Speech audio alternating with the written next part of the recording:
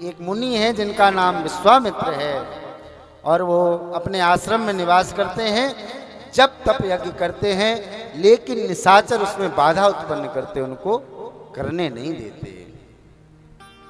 मुनि विश्वामित्र को बड़ी चिंता भई, गादि तनय मन चिंता व्यापी। ये चिंता हुई कि ये निशाचर हमको पूजा पाठ करने नहीं देते, जब तप करने नहीं देते, लेकिन करें भी तो क्या करें, क्योंकि इनका संहार कौन करेगा पता? हरि बिनु मरहि न निश्चर पापी। भगवान के सिवाय इनको मारने वाला भी कोई नहीं है, कितनों, क्योंकि इतने भयंकर हैं। विश्वामित्र जी ने तब मुनि बर मन कीन विचारा, मन में विचार किया कि अरे हम तो व्यर्थ चिंता कर रहे हैं, हमको तो भगवान का चिंतन करना चाहिए, क्योंकि भगवान तो अयोध्या में राजा दशरथ के यहाँ संतों की रक्षा के लिए आ चुके हैं। भगवान तो आए इसीलिए, विप्रधेनु सुर संत हित लीन मनुज अवतार। भगवान तो आ गए संतों की रक्षा करने के लिए, ब्राह्मणों की रक्षा करने के लिए, गौ माता की रक्षा करने के लिए, यज्ञ नारायण की रक्षा करने के लिए। क्यों ना उनकी ही शरण में चलें। और ऐसा विचार करके विश्वामित्र जी चले, सरयू मैया के पावन तट पर आए। राजा दशरथ को सूचना भई कि विश्वामित्र मुनि आए हैं, तो राजा दशरथ ब्राह्मणों को, समाज को लेकर के गए और बहुत प्रकार से सम्मान करके उनको महलों में लेकर के आए। महल में ला करके चरण पखार कीनयति पूजा, मौसम आज धन्य नहीं दूर। जीवन में कभी संत का आगमन हो जाए तो भैया बहुत सावधान रहना। क्यों? संत ऐसे नहीं मिलते।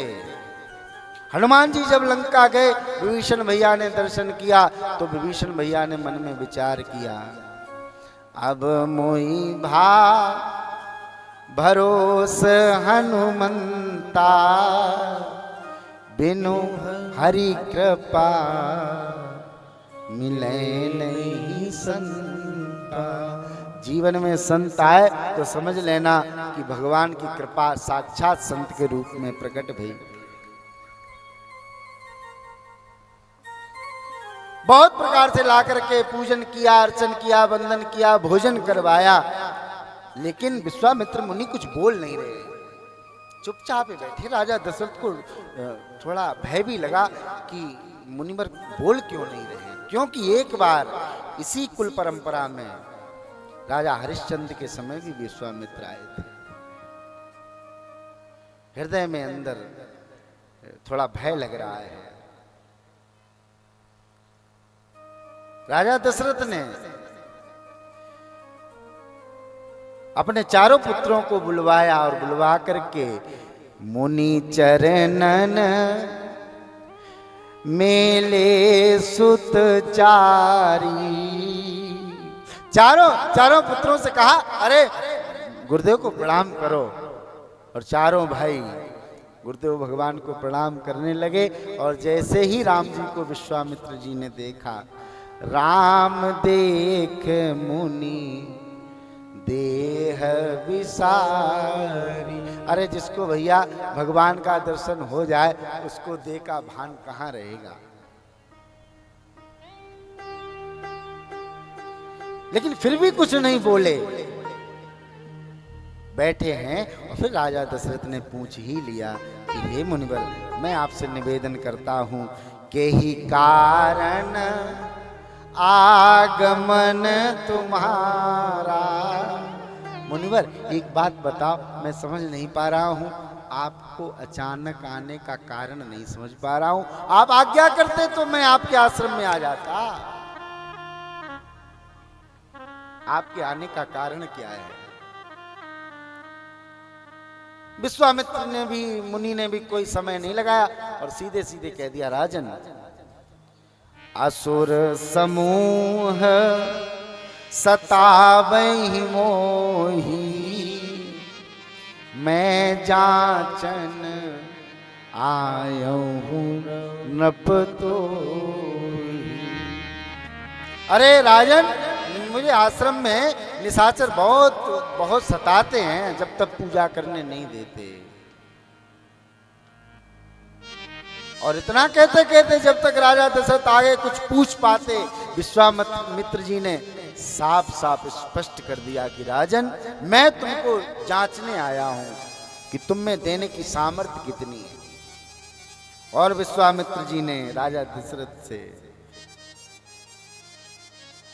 राम जी की ओर देखते हुए, लक्ष्मण जी की ओर देखते हुए विश्वामित्र जी बोले, राजन, अनुज समेत ये देव रघुनाथा। लक्ष्मण जी की ओर इशारा किया, अनुज समेत देव रघुनाथा, निश्चर बद में हो सनातन।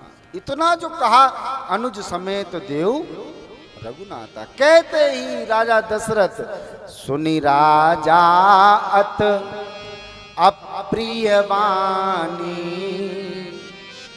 हृदय कंप मुख दुति को। एकदम हृदय कंप गया राजा दशरथ का, ओठ सूख गए, कुछ बोल नहीं पाए। राजा दशरथ विचार करते, मुनिवर,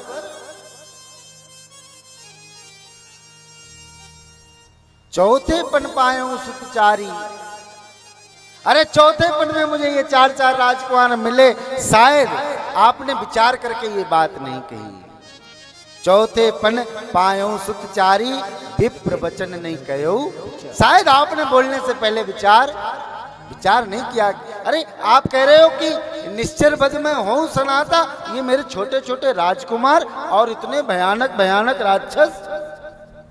अरे जो मांगने लायक है वो मांग लेते आप कहो तो मांगो भूमि धेनु धनु को सा।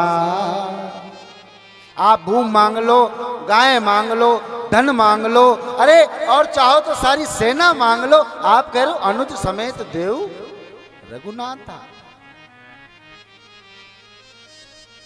यदि आप चाहो तो सर्वस देहूं आज सहरो, मैं आपको सर्वस्व दे सकता हूं आप चाहो। लेकिन मुनिवर, आपने पता क्या मांग लिया? देह में सबसे ज्यादा यदि कोई चीज प्रिय है तो वो हमको प्राण प्रिय है। क्या प्रिय है? प्राण प्रिय है। राजा दशरथ कहते, मुनिवर, देह प्राण ते प्रिय कछु नाही, सो मुनि देव निमिष एक माही। एक पल में यदि आप चाहो तो मेरे प्राण ले लो, लेकिन शायद आपने विचार नहीं किया। आप क्या मांग रहे हो? हे मुनिवर, ये चारों राजकुमार हैं ना, सब सुत प्रिय मोहे प्राण की नाई। लेकिन हे विश्वामित्र जी, ये राम देत नहीं बनई गुसाई। राम जी को देते बनता नहीं। कहां निश्चर अति घोर कठोरा, कितने कठोर राक्षस, और कहां सुंदर सुत परम किशोरा। इतने सुंदर सुंदर राजकुमार, छोटे छोटे राजकुमार, अरे जिनके छोटे छोटे हाथ, जिनके छोटे छोटे चरण, और आप कह रहे हो कि निशाचरों के वध के लिए मुझे राम लक्ष्मण को दे दो। बहुत प्रकार से विचार करने लगे। उसी समय गुरुदेव भगवान वशिष्ठ ने आकर के राजा दशरथ को समझाया कि राजन, तुमको स्मरण है ये तुमको पुत्रों की प्राप्ति कहां से हुई? राम जी का प्रादुर्भाव कहां से हुआ? कल मैंने आपको बताया था। कहां से हुआ? यज्ञ नारायण से। और उन्हीं यज्ञ की रक्षा के लिए विश्वामित्र जी मांगने आए हैं, इसलिए ज्यादा विचार मत करो और राम लक्ष्मण को विश्वामित्र जी के साथ भेज दो। देखिए आप कितनी गुरु परंपरा का निर्वहन होता होगा। राजा दशरथ ने अति आदर दो तनय बुलाए, राम लक्ष्मण जी को बुलाया, बार बार हृदय से लगाते, बार बार चुम्बन करते और बहुत प्रकार से समझाते गए, हृदय से लगा करके। हृदय लाई बहु भांति सिखाए। बहुत बड़ा त्याग कर रहे हैं राजा दशरथ। ये कोई साधारण त्याग नहीं है, बहुत बड़ा त्याग है। जीवन में माँ बाप पुत्री का दान करते हैं विवाह उपरांत, वो परंपरा है। पुत्री के जन्म से ही ऐसी धारणा रहती है कि बेटी पराया धन है, एक दिन इसको जाना है। लेकिन जीवन में किसी पुत्र का दान करना बहुत कठिन है, नहीं समझ। कितने भी बड़े कोई महापुरुष आ जाएं घर में और किसी दंपत्ति के कितने भी 4, 5, 6, 7 पुत्र भी हों और कोई बाबा जी कहें कि एक बेटा दे दो, इसको संत बनाना है, बाबा जी बनाएंगे, तो कोई माँ बाप देने वाले नहीं देंगे। बहुत कठिन है जीवन में। बेटी के लिए तो ऐसी धारणा जन्म लेते ही मन में आ जाती है कि बेटी तो धन है पराया और दूजे का धन घर अपने कोई भी ना रख पाया। अति आदर दो तनय बुलाए, बार बार हृदय से लगा करके राजा दशरथ। जरा आप विचार करिए कि राजा दशरथ ने जब मनु शत्रुपा के रूप में तपस्या की थी नैमिषारण्य में, तब मांगा था कि मेरा आपके प्रति ऐसा प्रेम हो, जल बिन मणि जिम फन मणि बिन फन जिम जल बिन मीना। जिस प्रकार से जल के बिना मछली नहीं रह सकती, मणि के बिना सर्प नहीं रह सकता, उसी प्रकार से जब आप मेरे पुत्र बनकर के आए तो मैं आपके बिना जीवित ना रह पाऊं, ऐसा मांगा था। मणि बिन फने जिम जल बिन मीना, मम जीवन तब तुम्हें अधीना।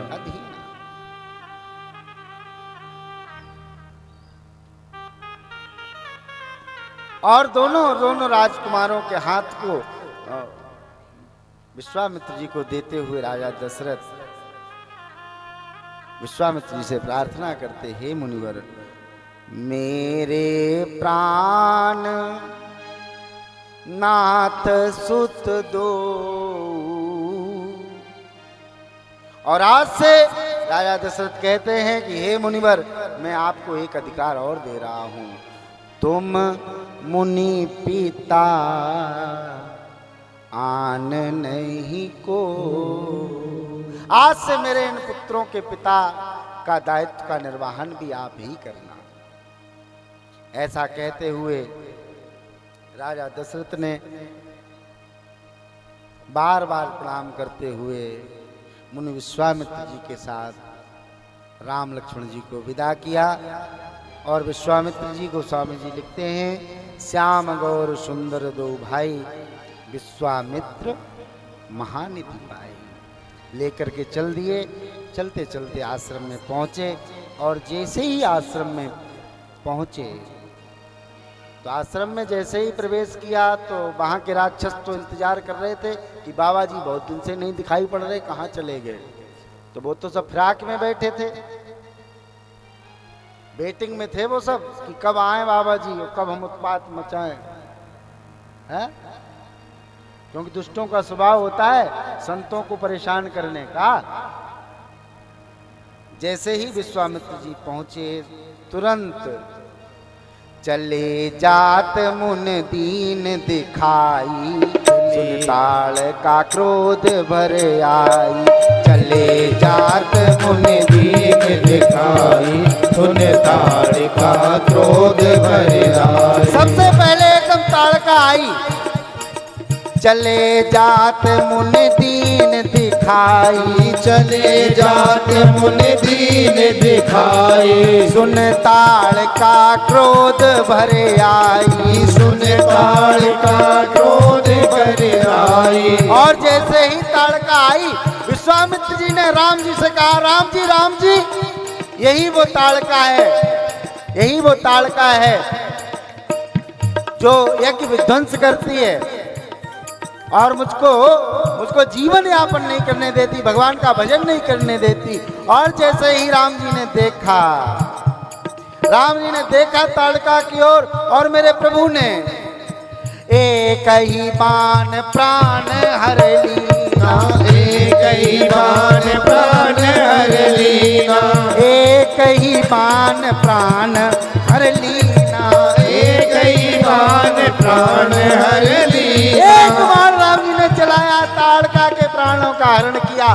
लेकिन भगवान कितने दया के सागर हैं, दीन जानते ही निज पद दीना, दीन जानते ही निज पद दीना। भगवान के हाथों जिसका मरण भी हो जाए, भगवान उसको उसके अपने धाम में ही भेजते हैं, उसका उद्धार करते हैं। ताड़का को भगवान ने एक बाण में अपने धाम में भेज दिया। और विश्वामित्र मुनि तब ऋषि निज नाथ जिय चीनी, तब ऋषि निज नाथ जिय चीनी, विद्या निधि को विद्या दीनी, विद्या निधि को विद्या दीनी। और बहुत प्रकार की विद्याओं से अलंकृत करते हैं राम जी लक्ष्मण जी को विश्वामित्र जी। कौन सी विद्या पता? जाते लाग न क्षुधा पिपासा, जाते लाग न क्षुधा पिपासा, अतुलित बल तन तेज प्रकाशा, अतुलित बल तन तेज प्रकाशा। ऐसी विद्या विश्वामित्र जी ने दी जिससे ना भूख लगे ना प्यास लगे। बहुत प्रकार के अस्त्र समर्पित करके भगवान को दिए और कहा, राम जी अब आपको इन्हीं शस्त्रों से धर्म की रक्षा करनी है। प्रातः काल की बेला हुई, गुरुदेव भगवान को राम जी ने कहा कि हे गुरुजी, अब प्रातः काल की बेला हो गई। राघव कहते हैं, राम जी बोले विश्वामित्र जी से, रात कहा मुनि सन रघुराई, रात कहा मुनि सन रघुराई, निर्भय यज्ञ करहु तुम जाई, निर्भय यज्ञ करो तुम जाई। प्रात कहा मुनि सन रघुराई, रात कहा मुनि सन रघुराई, निर्भय यज्ञ करहु तुम जाई, निर्भय यज्ञ करो तुम जाई। और गुरुजी के यज्ञशाला में यज्ञ की तैयारी करने लगे और राम जी भैया लक्ष्मण के साथ गुरुजी तो यज्ञ करने लगे। होम करन लागे मुनि झारी, होम करन लागे मुनि जारी, आप रहे मख की रखवारी, आप रहे मख की रखवारी। होम करन लागे मुनि झारी, होम करन लागे मुनि जारी, आप रहे मख की रखवारी, आप रहे मख की रखवारी। और भगवान लक्ष्मण भैया के साथ धनुष बाण लेकर के अलर्ट खड़े।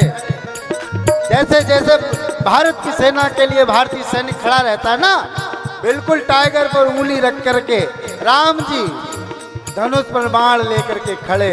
और उसी समय सुन मारीच निशाचर कोई, सुने मारीच निशाचर कोई, लय सहाय आबा मुनि द्रोही, लय सहाय धाबा मुनि द्रोही। उसी समय मारीच और सुबाहु सेना के साथ आए और राम जी तो पहले ही से अलर्ट खड़े। उनको तो बिल्कुल शूट आउट का बिल्कुल ऑर्डर है, शूट आउट। देखते ही खत्म। और राम जी ने पावक सर सुभाव ते मारा, पावक सर सुभाव पुनि मारा, पावक सर सुभाव पुनि मारा। पावक सर सुभाव पुनि मारा। सुभाव को तो भगवान ने सीताराम, लेकिन भगवान ने सोचा इस मारीच को यदि मार देंगे तो भी आगे लीला में ये काम आएगा, इसलिए मेरे राम जी बिनु पन बान राम एक मारा, बिनु फन बान राम एक मारा, बिनु पर बान राम एक मारा। बिनु फन बान राम एक मारा। सत जो जन गा सागर पारा, सत जो जन का सागर पारा, सत जो जन का सागर पारा। सत जो जन का सागर पारा। भगवान ने सुबाहु का उद्धार किया, मारीच को बिना फरका बाण मारकर 100 योजन दूर लंका में फेंक दिया। और मुनिवर निर्भय होकर के यज्ञ करते हैं। करते कराते समय बीता और एक सूचना प्राप्त हुई विश्वामित्र जी को। कौन सी सूचना पता?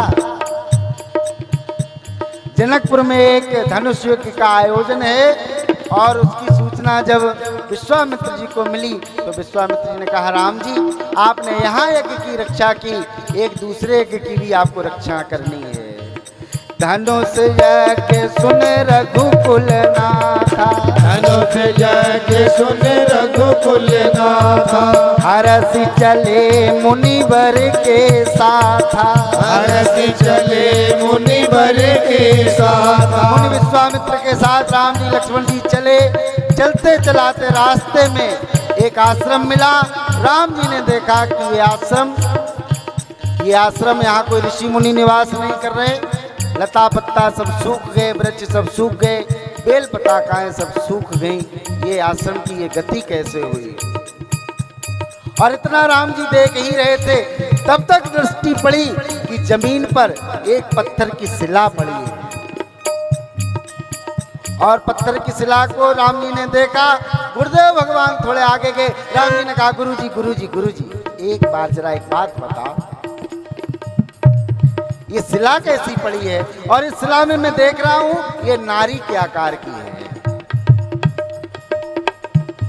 राम जी ने गुरुदेव भगवान से पूछा, मुनि शिला प्रभु देखी, पूछा मुनि शिला प्रभु देखी, सकल कथा मुनि कहाँ विसेखी, सकल कथा मुनि कहाँ विसेखी। राम जी ने पूछा तो विश्वामित्र जी ने सारी कथा बताई कि राम जी ये गौतम ऋषि की पत्नी अहिल्या है। एक बार इंद्र ने छल किया और गौतम ऋषि ने श्राप दे दिया। उसी श्राप के कारण ये शिला बनकर के पड़ी है। और राम जी ये शिला बनकर के तब से पड़ी है, युगों युगों से आपके आने की प्रतीक्षा कर रही है। विश्वामित्र मुनि जी ने राम जी से, गौतम नारी साप बस उपल देह धरी धी, चरण कमल रज चाहती अब कृपा करो रघुवीर, चरण कमल रज चाहती कृपा करो रघुवीर। विश्वामित्री ने कहा, राम जी ये आपके चरणों की रज चाहती है जिससे इसका कल्याण हो जाए।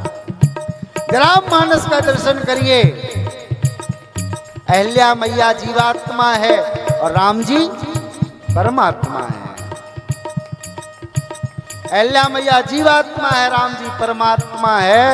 लेकिन जीवात्मा को परमात्मा के द्वारा अपना कल्याण करने के लिए बीच में एक महात्मा की आवश्यकता ही पड़ती है।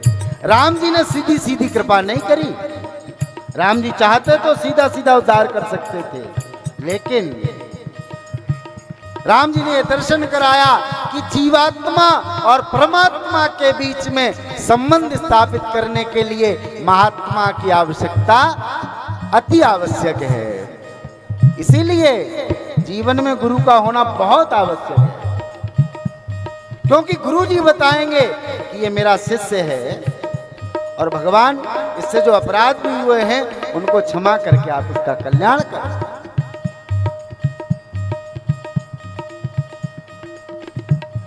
गुरु हमारे वकील के रूप में खड़े होकर के भगवान के अदालत में हमारी वकालत करते हैं।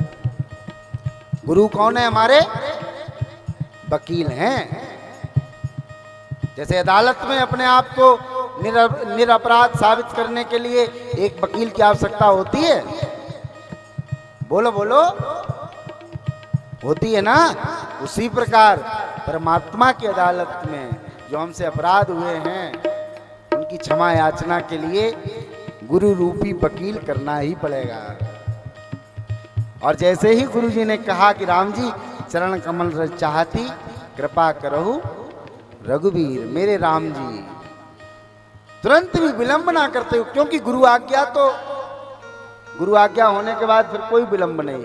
मेरे राम जी ने पर सत पद पावन शोक न सावन प्रगट भई तप कुंज सही देखत रघुनायक जन सुखदायक सनमक होई कर जोर रही अति प्रेम अधीरा पुलक शरीरा मुख नहीं आवत बचन कही अतिशय बड़ भागी चरणन लागी लाल नयन जल धार भई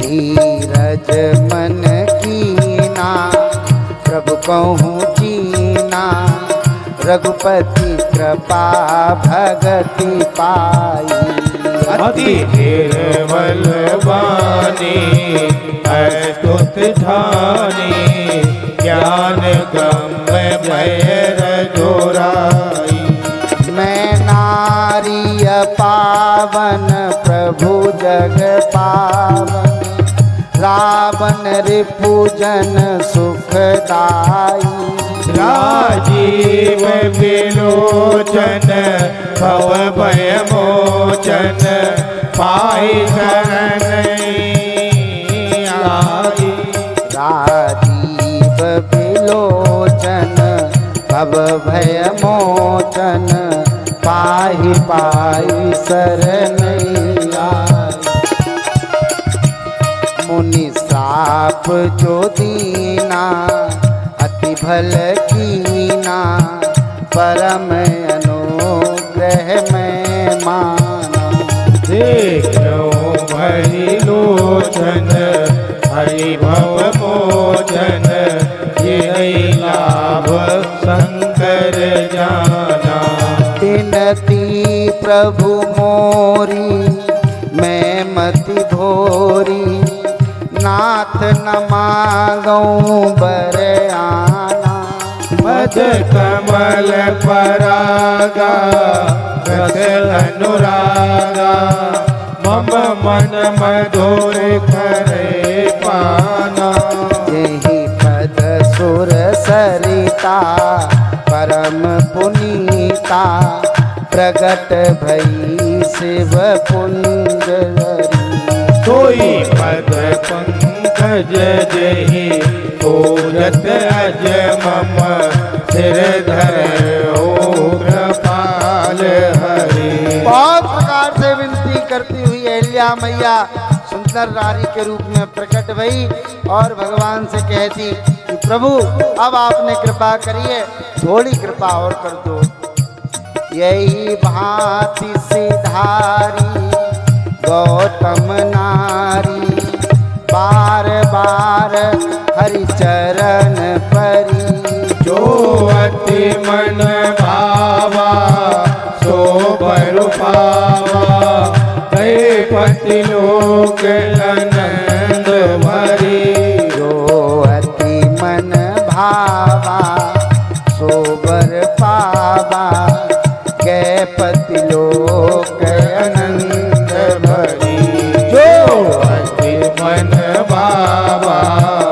सोवर रूपावा गए पति लोक आनंद भरी। और राम जी ने अहिल्या मैया को उद्धार कर जहाँ पति लोक, जहाँ उसके पति देवता निवास कर रहे थे, गौतम ऋषि उसी लोक में राम जी ने अहिल्या मैया को भेजा। ऐसे कृपालु दयालु प्रभु श्री राम हम सब पर कृपा करें, ऐसा निवेदन करते हुए गोस्वामी तुलसीदास जी ने निवेदन किया कि हे राघव, अस प्रभु दीन बंधु हरि कारण रहित दया, तुलसीदास सटते ही भजो छाड़ कपट जंजाल, तुलसीदास सटते ही भजो छाड़ कपट जंजाल। गोस्वामी जी कहते हैं अस प्रभु दीन बंधु हरि, प्रभु कारण रहित, कोई कारण ना भी हो जीवन में तो भी भगवान स्वभावगत कृपा कर देते हैं, स्वभावगत अपनी ओर से कृपा कर देते हैं। भगवान का नाम ही है दीन बंधु, दीनानाथ, करुणा निधान, दया सागर। भगवान अपनी ओर से कृपा करते। अहिल्या मैया का भी भगवान ने उद्धार किया। हम सबका भगवान कल्याण करे, इसके निमित्त हम सब भगवान से प्रार्थना करें, लेकिन उसके लिए एक काम करना पड़ेगा। क्या करना पड़ेगा पता? भगवान आते हैं, भगवान भक्तों की पुकार सुन करके आते हैं, इस बात के तो बहुत प्रमाण है, मानस में बहुत प्रमाण है। लेकिन आते कब हैं पता है? निर्मल मन जन सो मोह पावा, और मोही कपट छल छिद्र न। निर्मल मन हो जाए, हृदय में निर्मलता आ जाए, भगवान आएंगे। आधे नाम पे आ जाते, कोई हो बुलाने वाला है, आते हैं। द्रौपदी मैया ने बुलाया राम, आए ना भगवान श्री हरि आए। अहिल्या मैया ने बुलाया, भगवान आए। लेकिन कब आए पता? जब मन निर्मल हो गया, कपट चला गया, छल कपट नहीं रहेगा, तो भगवान अपनी ओर से कृपा करेंगे। निश्चित है। कब करेंगे पता? हमें अपने अंदर की सफाई करनी पड़ेगी। जिस प्रकार से घर में जब कोई मेहमान आते हैं तो घर को हम लोग साफ सुथरा करते हैं कि आज अमुक रिश्तेदार आ रहे हैं तो घर को साफ सुथरा व्यवस्थित करो, इसी प्रकार तो कैसे आएंगे भगवान, कैसे आएंगे भगवान। तुमने आंगन नहीं बुहारा, तुमने आंगन नहीं बुहारा, कैसे आएंगे भगवान, कैसे आएंगे भगवान। तुमने आंगन नहीं बुहारा, तुमने आंगन नहीं बुहारा, कैसे आएंगे भगवान, कैसे आएंगे भगवान। चंचल मन को नहीं संहारा, चंचल मन को नहीं संभाला, कैसे आएंगे भगवान, कैसे आएंगे भगवान। कैसे आएंगे भगवान, कैसे आएंगे भगवान।